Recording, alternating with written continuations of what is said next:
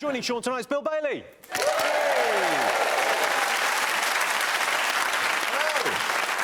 Bill Bailey is a paradox. He looks like he's got too much hair and not enough hair at the same time. I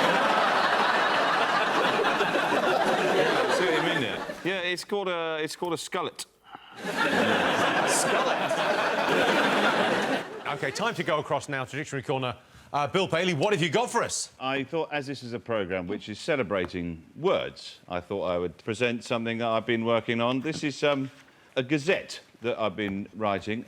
I thought I'd try and imagine Love Island in the Victorian style, you know, because the language is quite coarse, isn't it, in Love Island? It's all about being mugged off and cracking on. So I thought it'd be nice to imagine a weekly diary of Love Island in the Victorian style, OK?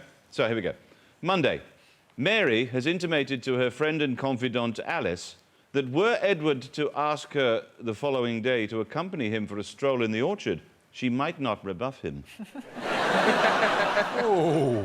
Unfortunately, this strategy has come to naught, as during the night, Edward died of smallpox.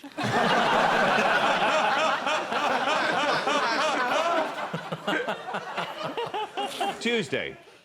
Charles attempts to write a love poem for Lucinda, but alas, he loses confidence in the central metaphor, falls into a deep melancholy, and spends his days gazing listlessly into a hedge. Wednesday. Cholera has swept through the villa, claiming the lives of all the contestants, except that of Sir Roger Fortinbras.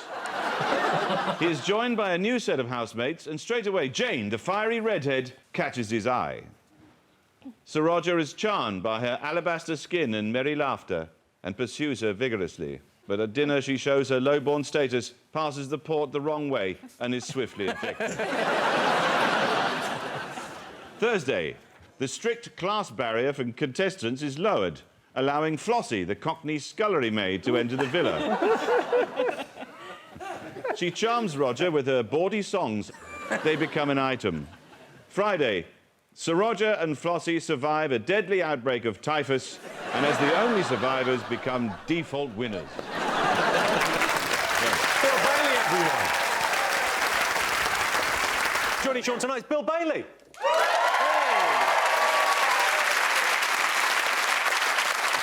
1984 was the first time Bill Bailey appeared on the Edinburgh Fringe, and the last time a Fringe appeared on him. Fans of Bill Bailey can make their own model of him at home by simply taking a boiled egg and rolling it in cat hair. Here's one I made earlier. There you go. Can I keep that? Yes, you can. I don't want to throw it to you, but I can roll it along. Can you? That's brilliant. Oh, that looks really creepy. It does. It's really good. It's quite a remarkable likeness. What's that? What's that, little Bill? Yes, I know he hates you, but don't worry, I like you. This is the weirdest thing that's ever happened to me. I'm going to take this around. When I go on tour, when I go in the morning in hotels, and they go, how would you like your egg, sir? I'm going, like this!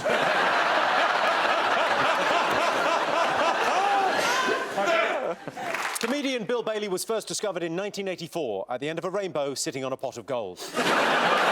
Bill, you're from Somerset. What's your favourite West Country phrase? Freddie once going to go, that badger belongs to Brian May! I imagine that comes up a lot. It does, actually, yeah. Now, obviously, you're known for being a musical genius. Have you got anything to, you know, get us in the mood for Countdown? Well, you provided the Countdown staff have provided me with this magnificent piece of equipment, which has now stopped working. Basically, it's a drum.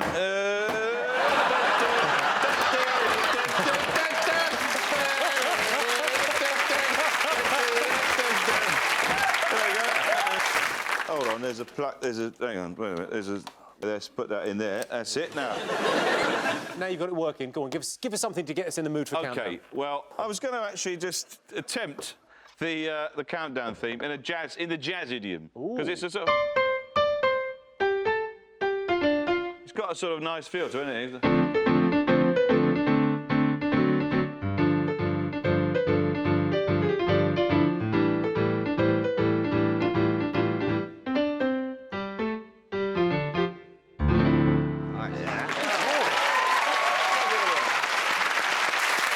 Right, now it's time for Sarah and Bill to go head-to-head. So, Bill, your turn to choose the numbers. Right, before that, can I play my joker? Yes, yes, you can. All right. It's my lucky cup of gravel. Ooh. Many pieces of gravel, numbers. Right, OK, I'm ready. OK, one of the big ones. Yeah. And then some of the other ones. And what does the gravel do? Little one and then the little ones. Thank you. What does the gravel do? It's a very good question. Well, if somebody tries to burgle him while he's doing it, he can hear them. Yeah. Oh, here's a little version of me trying to steal my numbers. What's that crunching sound? It's my tiny head in egg form. No numbers for you. I see how that works, yes. Right, OK. OK, they are 10, 8, 2, 9, 7 and 100. And the target, 294. OK, and your time starts now.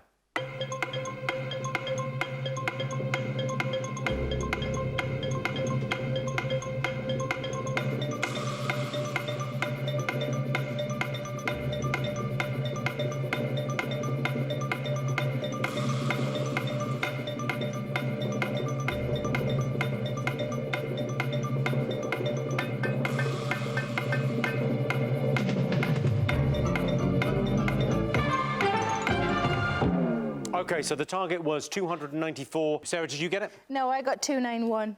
291, pretty close. Bill, did you get it? 294. But I was channeling the gravel egg. Bill, let's see how you did it. 2 times 100, 100. 2 times 100, 200. 10 times 9. 90. 8 divided by 2 is 4, plus 4, 294. Oh. Oh, no, you did. I haven't. Oh, no, use the twice. Oh, what? What do you mean? Can't you do that? Bill. Wait a minute. You used the 2 twice. Why did you lie to me? You lied! Bill, what's your 6?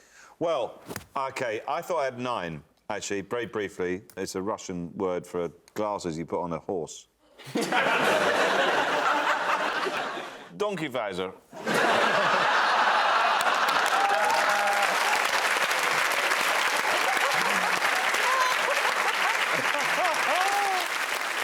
My horse cannot see where he's going. Please, put on donkey visor. Bill, what have you got for us? Well, Jimmy, you know I'm a big fan of animals. We've got a lot of animals in the house. I've done a lot of wildlife documentaries, and so these are some of the books I keep around the house. Lovely. There's one, chameleons, which are marvellous creatures. We had a pet chameleon for a while, and we had to feed it crickets, and we had to douse the crickets in a vitamin substitute. And the crickets thought they were getting a bath, but it was actually seasoning. And this is another book which is on my shelf, Sex and Friendship in Baboons. Yeah, sometimes it's very difficult to read the signs, isn't it? Yeah, Bill? it is, yes. You never know which is which. Sorry, that was my baboon mating call. Oh, well, Use that too. So, the final book, which I love, is this one, Keeping Stick Insects. Right? And there's some fantastic information here where the author really is trying to sell the whole concept of keeping stick insects. The first page, it says, why keep stick insects? Right? And then there's this question. What kind of creature is sometimes mistaken for a stick? I love that. What's the answer to why I keep stick insects? It's because they're really, really exciting. What creature is able to cling to the underside of surfaces? I mean, come on, Susie. And then, one of the interesting things about stick insects gather information about their surrounding environment by using their eyes. And it says, moving. All stick insects walk. That's another one of the great exciting things about them. Are any of them sidle? No, yeah, it sways. It sways from side to side, probably imitating a stick. And then, this is my favourite bit, the defence. It's got a brilliant defence. The passive defence is camouflage. It stays very still, mimics a stick. And that's all they've got. Keeping stick insects, I'm telling you. That is... Bill Bailey's well known for his love of animals. He's even appeared on Springwatch when Kate Humble managed to track him down to his burrow in Cambridge. Bill, have you got a mascot? Yes, I thought... this is quite interesting. Because it's a word show and everything, we're talking a bit about emojis, because they're the world's fastest-growing language. And if you don't know what emojis are, they're those little sort of emoticons on your phone. And I'll give you an example of one. This one is one I've made up based on the theme of the film Saw. You know that film, the film Saw films, where it's horrible things. A bloke gets drugged and he wakes up and he's super glued to a wolf or something. And... That's a better film, yeah, Saw 5. You know what I mean? or something like that. And there's a button he has to press that fires a gun in the wolf's head, but he can't reach it, so he's got to file all his fingers off with a baguette and glue them all together like a stick to... that sort of thing, you know what I mean? Yeah. And this is an emoji for, oh, I'm running a bit late, I'll probably see you later. And that's it there, right? So, I'm having to saw my own leg off, right? So... what I did was, I thought I'd make up some emojis for you and Sean. Oh, useful. Right? Yeah, OK. And I've got one for you, Jimmy. Now, you're like an old-fashioned entertainer, aren't you? You're dapper, you've got a good look, a very distinctive look. You're quite quizzical, and you have quite a nice face, and... Where's this going? You're also very successful. That's the key. So what I thought I'd do, I've got an emoji for you, which is a quizzical orange with money for face.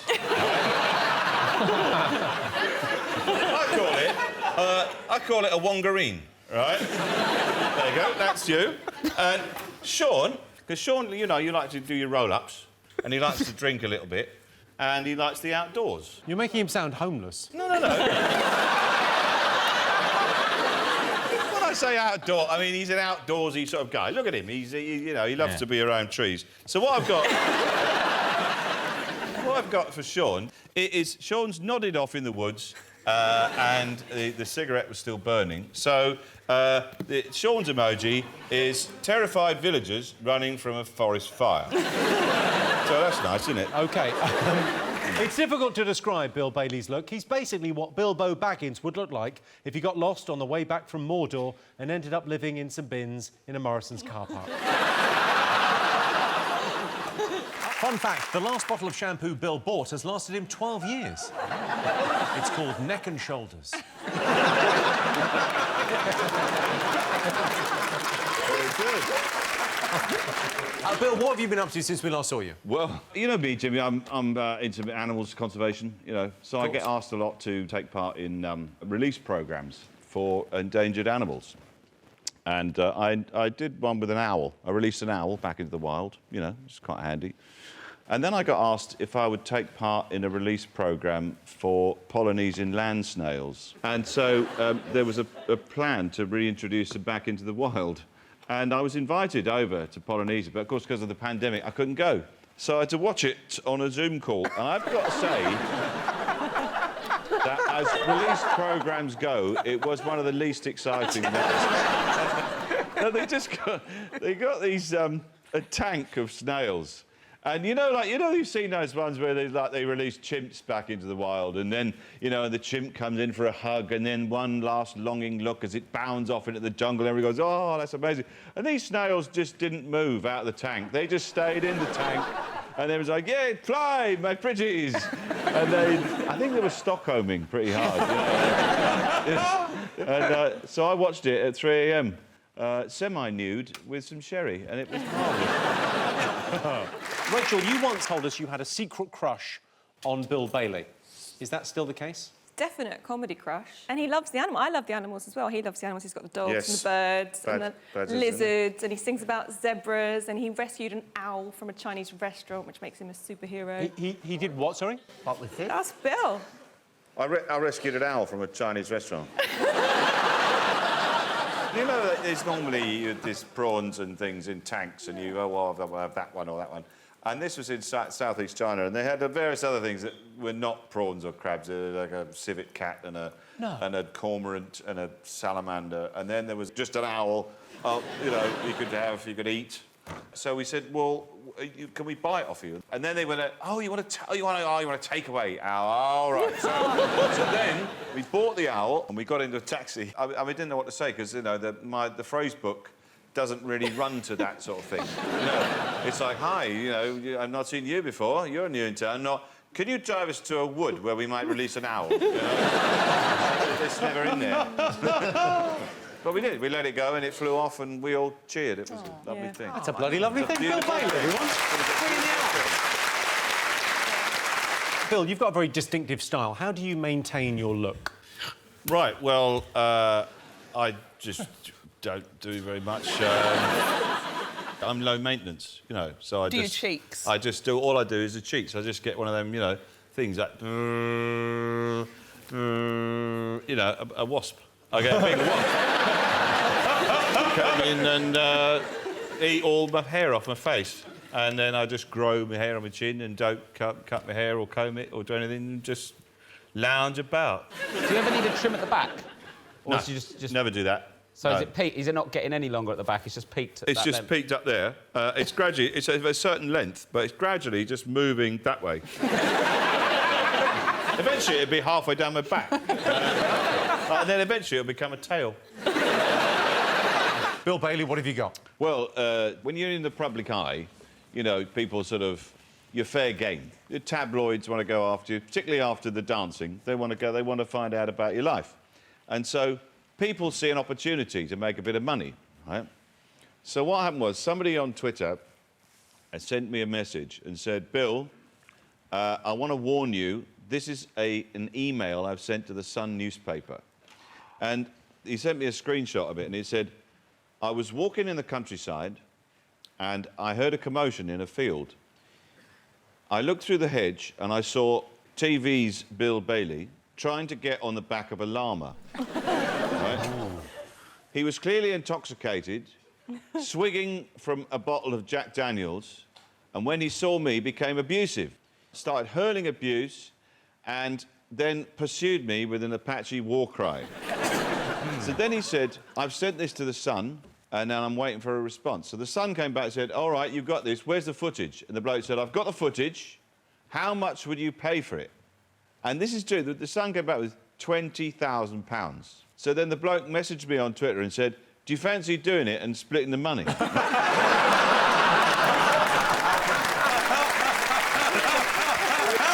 be fair, you've left the cake alone since you got one right. Yeah, no, I'll go at it now because I'm feeling doubt again. Wait, is this the cake of knowledge? You want? Yes, I need it, clearly. Choose a bit. This bit's a bit thicker. This side, this side also didn't help. contaminated. This side's a smart side, I reckon. All right, thanks very much. Yeah. I will sup from the cake of wisdom.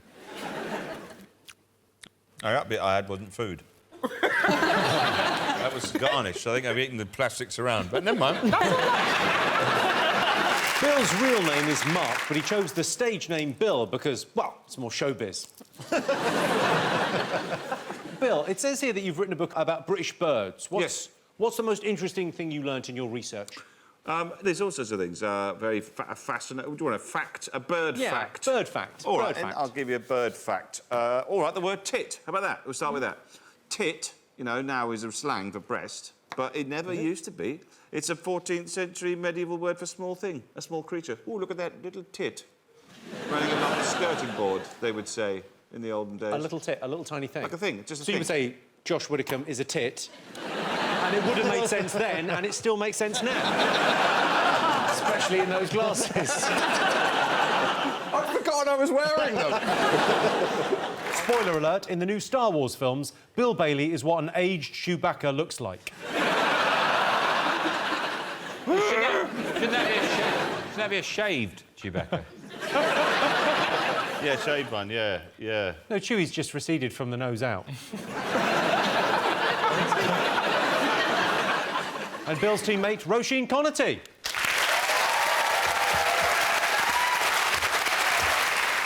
Roisin is beautiful, intelligent and charming. Roisin, I look at you and I think, if only I was 10 years younger, and you were an 18-year-old Vietnamese boy, we could really make a go of this.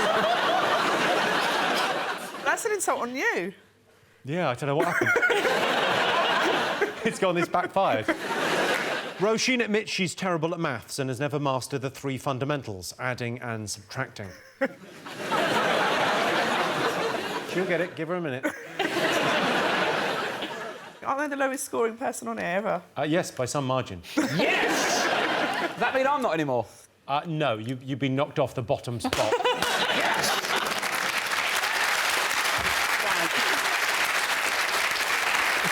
Sean's got rid of me. I'm normally on Sean's team and he's obviously complained.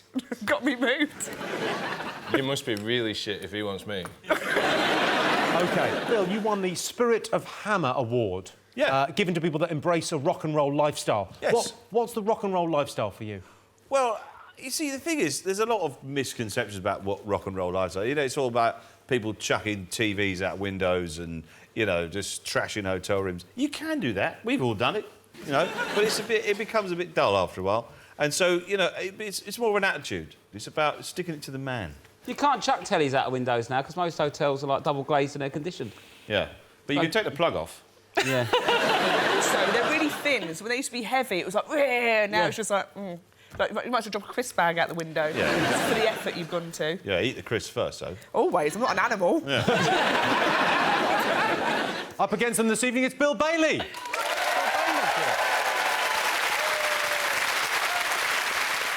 Bill Bailey is not only an award-winning comedian and writer, but he's also one of the last remaining habitats for the red squirrel.